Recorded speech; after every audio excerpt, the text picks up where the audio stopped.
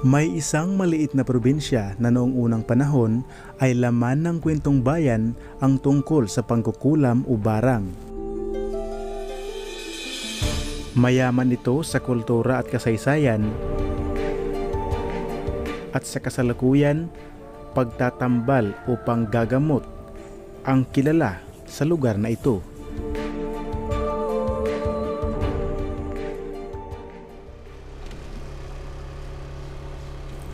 Ngunit sa paglipas ng mahabang panahon, buhay pa kaya ang ganitong kultura at ang laman ng kwentong bayan?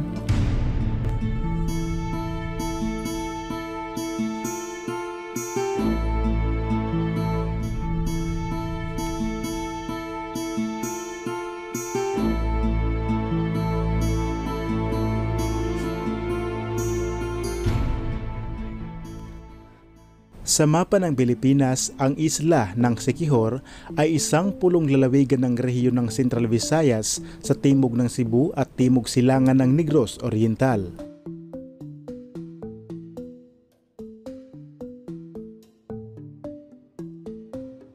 Ang simbahan ng Siquijor na St. Francis of Assisi Church ay sinimulang itayo noong 1795 at natapos noong 1831.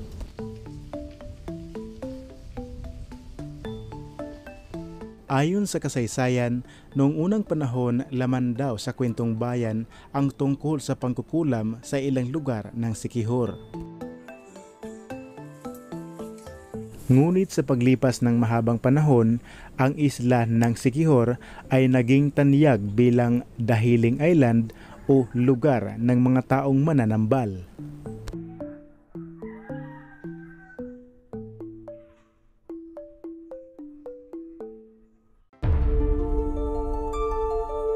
Ayon sa kasaysayan, ang mga tiyak na pangalan na dayuhan na opisyal na nakadiskubre sa isla ay sina Esteban Rodriguez at Juan Aguirre, na kabilang sa ekspedisyon ni Miguel Lopez de Legazpi noong taong 1565. Ayon sa kasaysayan, ang mga Espanyol din ang nagpangalan sa isla ng Siquijor bilang Isla del Fuego o Island of Fire noong ika-16 na siglo o 1565 dahil sa nakikita nilang ang pag-iilaw ng mga alitaptap o fireflies sa mga puno ng Mulavi sa tuwing gabi. Ngunit napanatili ang pangalan ng Siquijor dahil ito ang naging pagkakakilanlan ng isla matapos ang pagdating ng mga Espanyol. Ngunit ayon sa isang alamat, nagmula ang pangalan ng Siquijor nang tinanong ng mga Kastila ang isang katutubo at inakalang Siquijod na siyang pangalan ng pinuno o taga roon. At yun ang sagot sa tanong kung ano ang pangalan ng lugar.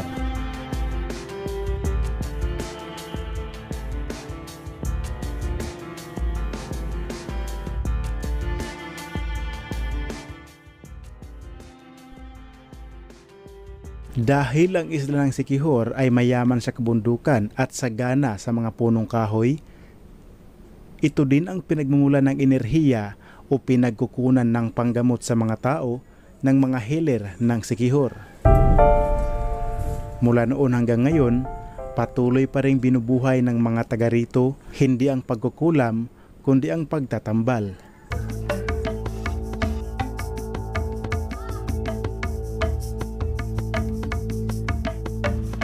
Kaya sa araw na ito, mula sa isla ng Bohol ay nagbiyahe ako patungo sa isla ng Siquijor.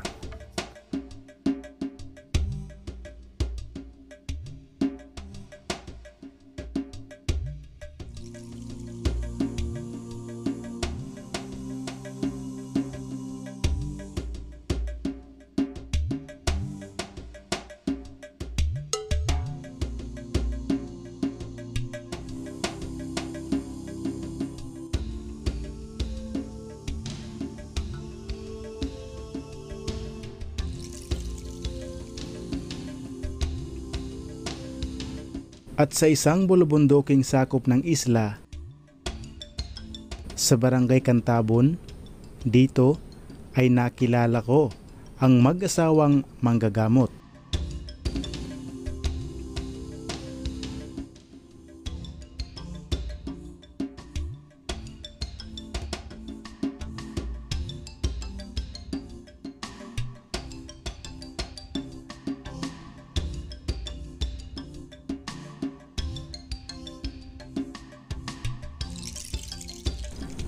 Dito ko nakilala ang mag-asawang Juanita at Noel, ang mag-asawang manggagamot sa Balay Pahauli.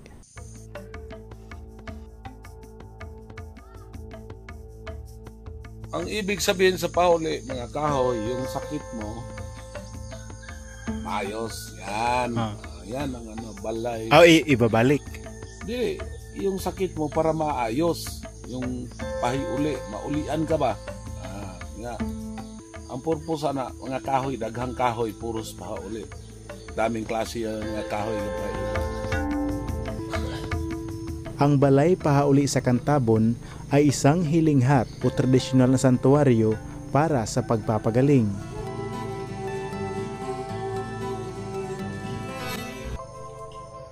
Ang balay ay salitang Bisaya para sa bahay at ang pahauli naman ay nangangahulugang bumawi o magpagaling.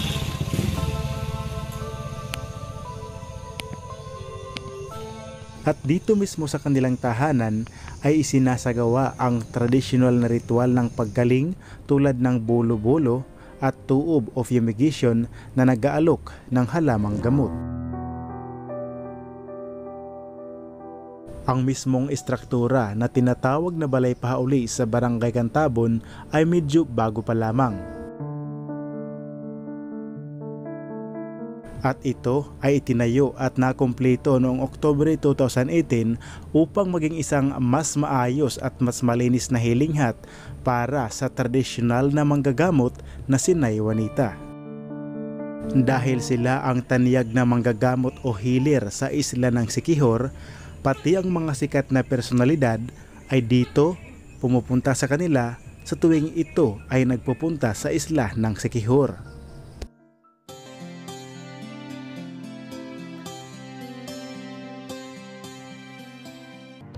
Ito si Aling Juanita T. Tumeracio, ang kasalukuyang nagpapagaling sa Bahay Pahauli ay lumaki at natuto sa pagpapagaling mula sa kanyang ama na si Tatay Pedro Indoy Tumapon na isa ring kilalang manggagamot sa isla ng Siquijor. Ang salitang bulo-bulo, ito mismo ang isang sinaunang tradisyon ng pagpapagaling na pinaniniwalaan ng mga katutubo sa Siquijor at ginagawa sa loob ng maraming dekada.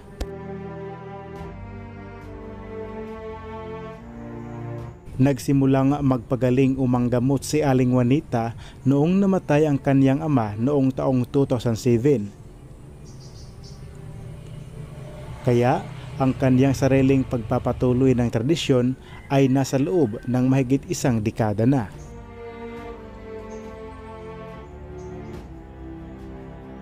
At ang mga halamang gamot na ginagamit sa pagtatambal sa Balay Pahauli ay nanggagaling sa kabundukan kung saan ito ay kinukuha nila sa araw o linggo ng Semana Santa.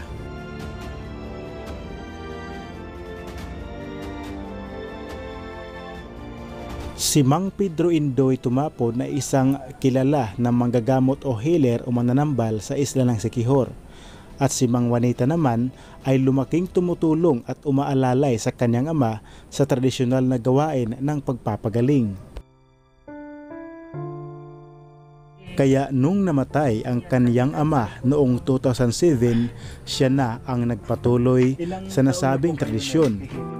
2007, pagkamatay sa papa ko, nag-start ko tambal-tambal kay ang mga...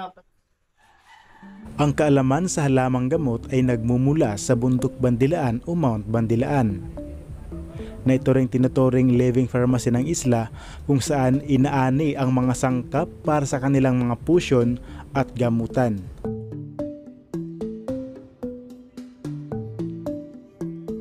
Ang mga kaalaman at ritual na ito ay pinapasa sa mga miyembro ng pamilya at sa mga henerasyon.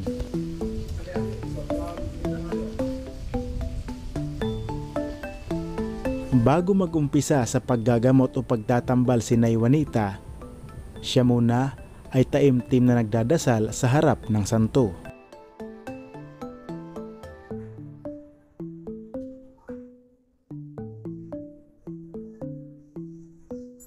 Sa kaniyang paggagamot ay gumagamit siya ng orasyon, isang mystikal o espesyal na dasal. Kadalasan, Ito ay nakasulat sa Latin o Pig Latin na binibigkas o sinusulat ng mga tradisyonal na manggagamot tulad ng albularyo. Ito ay kanilang ginagamit sa paniniwalang ito ay nagtataglay ng espiritual na kapangyarihan upang makapagpagaling at mag-alis ng karamdaman dulot ng masasamang espiritu o engkanto na siyang magsisilbing proteksyon kontra bisa. Di ba meron si tinatawag na barang nagpapagamot Oo, marami. sila? Marami. May magpabarang. Maraming mga tao ng mga ilangan ng lalo na may mga kontra ganyan ang gusto lang nila. Ang barang ay itinuturing mas mabagsik.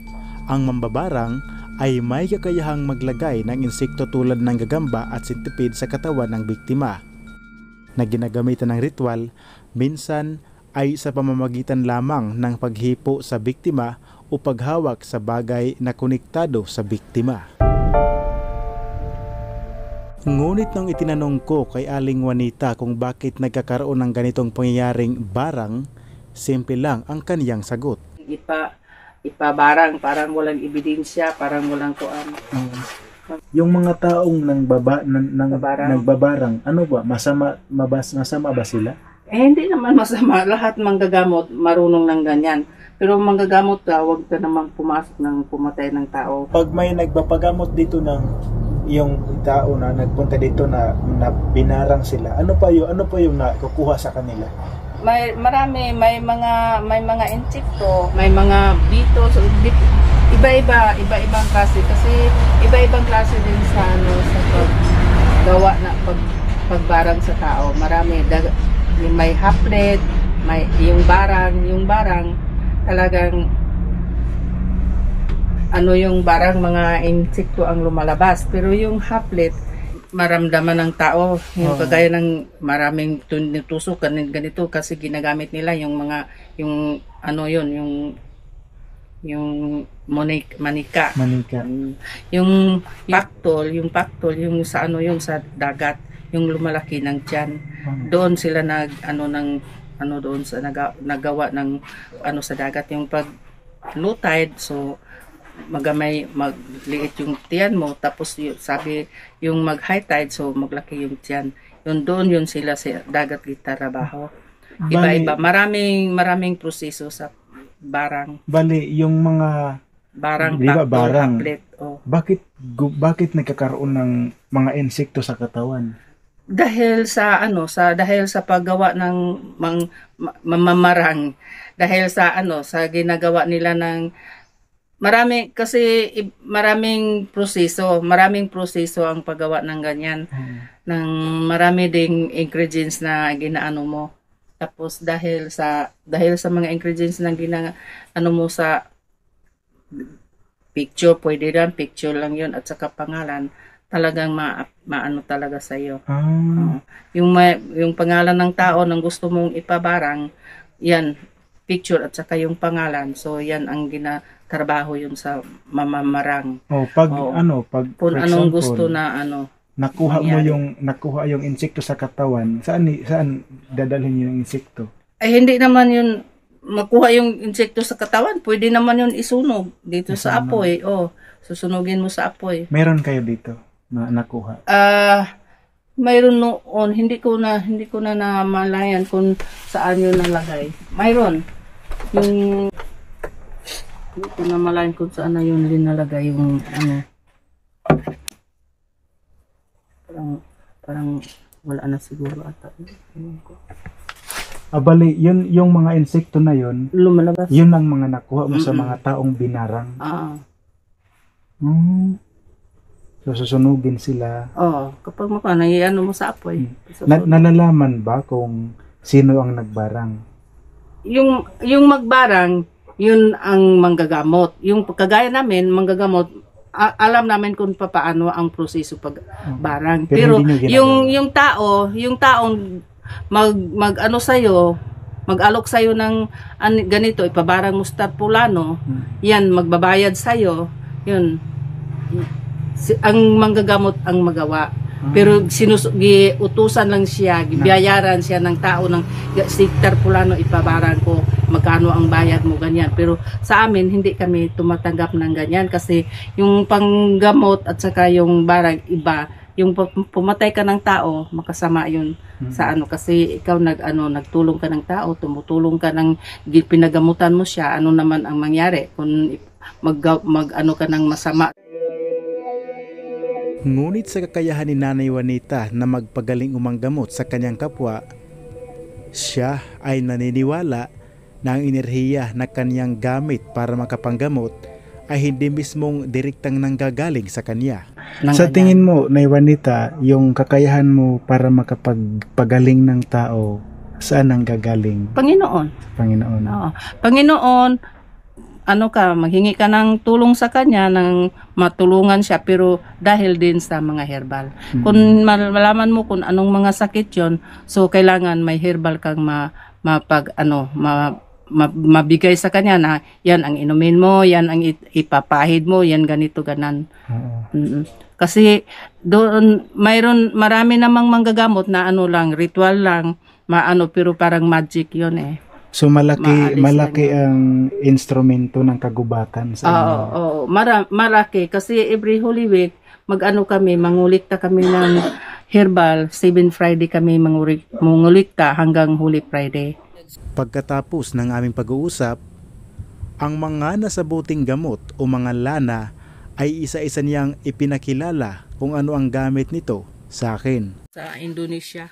Galing sa Indonesia? Oo. Ano? Snake. Ahas. Ahas. At saka yung scorpion. Yan. Ito himugat din ito. Wine ang babad. Oo. May scorpion at saka ahas. At saka yung ahas. Pero hindi dito sa isla. Sa dala ito sa galing Indonesia. Sa Indonesia. Ang buti na ito na may laman na alagdan at ahas na nanggaling pa sa labas ng bansa ay ginagamit daw panggamot sa karamdaman ng tao. Ngunit sa pagdating sa siyensya, walang matibay na ebidensyang sayantipiko na sumusuporta sa paggamit ng alak na may lamang alakdan o skorpion at ahas bilang epektibong gamot. Maaring ito ay bahagi lamang sa tradisyonal na panggagamot o folk medicine sa ilang kultura. Kabilang sa ilang bahagi sa Pilipinas tulad ng Siquijor, kung saan naniniwala ang mga tao na ang mga sangkap na ito ay may kakayahang magpagaling o makapagbigay ng proteksyon laban sa sakit. Kaya dito sa Bahay Pauli, pag nagpunta ka rito ay makikita mo ang iba't ibang buti na naglalaman ng gamot na nanggaling pa sa kagubatan. Pagkatapos ko sa kanila, ako naman ay nagpunta sa Mount Bandilaan kung saan ito ay tinatawag na living pharmacy dahil dito kinukuha ng mga healer ang iba't ibang klase ng mga gamot o punong kahoy na ginagamit sa pagtatambal. Sa bundok na ito ay matatagpuan o makikita ang 3 cross o Station of the Cross dahil ito ay isang religious site pilgrimage destination lalo na tuwing Semana Santa kung saan ginagawa ang pahiuli o healing festival ng mga manggagamot sa Siquijor. Ang bundok Bandilaan ang pinakamataas na tuktok sa isla ng Siquijor. Ito ay bahagi ng isang national park at itinalaga bilang forest reserve noong 1940. Bagamat walang tiyak na impormasyon tungkol sa mismong dahilan ng pagkakapangalan nito na Bandilaan na nangangahulugang flag watawat, ang lokasyon nito sa sentro at pagiging pinakamataas na punto ng isla ay maaring naging dahilan kung bakit ito ay tiningnan bilang isang bandila o palatandaan. Dahil ito ang pinakamataas na tuktok sa buong isla ng Siquijor, umaabot sa humigit kumulang 557 metro ang taas nito. At sa pinakatuktok o sa taas nito ay madaling makita mula sa iba't ibang bahagi o isla ng Siquijor, maaari itong magsilbing bandila o isang permanenteng palatandaan at gabay, marker o beacon para sa mga lokal at maging sa mga manlalakbay. Ngunit sa pagsisimbolo ng pangingibabaw, ang pagiging pinakamataas ay nagpapahiwatig ng pangingibabaw o prominence tulad ng isang bandila na itinatayo sa pinakamataas na lugar.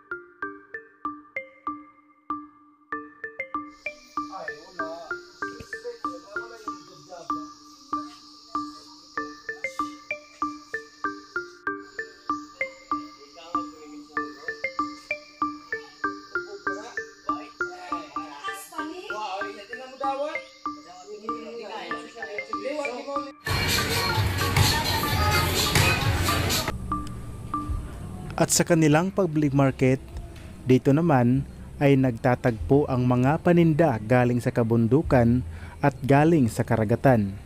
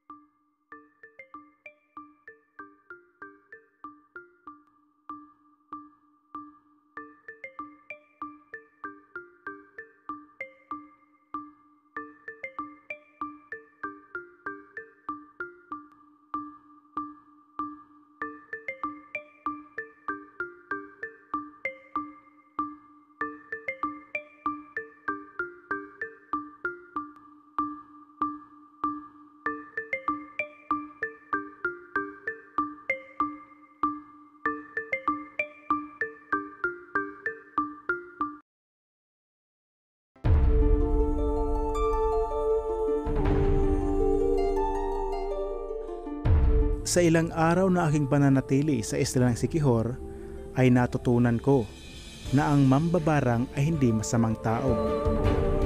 Sila ay instrumento lamang sa mga taong may hinagpis sa kanilang kapwa. Katulad ng panahon, kung may liwanag sa mundo, ay dumadating din ang nagkukubling dilim. At ang mga enerhiyang nanggagaling sa kalikasan, tao din ang nagiging instrumento para sa mga taong kailangan ang ganitong klaseng gamutan. Kasamaan man o kabutihan ang meron sa kapangyarihan ng tao, wala pa ring makakapantay sa kapangyarihang meron sa kataas-taasan. Mula dito sa Barangay Cantabon sa isla o probinsya ng Siquijor, ako po si Antonio Cabubas at ito ang Province Life TV. Discoveries, History, Explore, and Docu Network. Tapos dahil sa mga ingredients ng ano mo sa picture, pwede rin picture lang 'yon.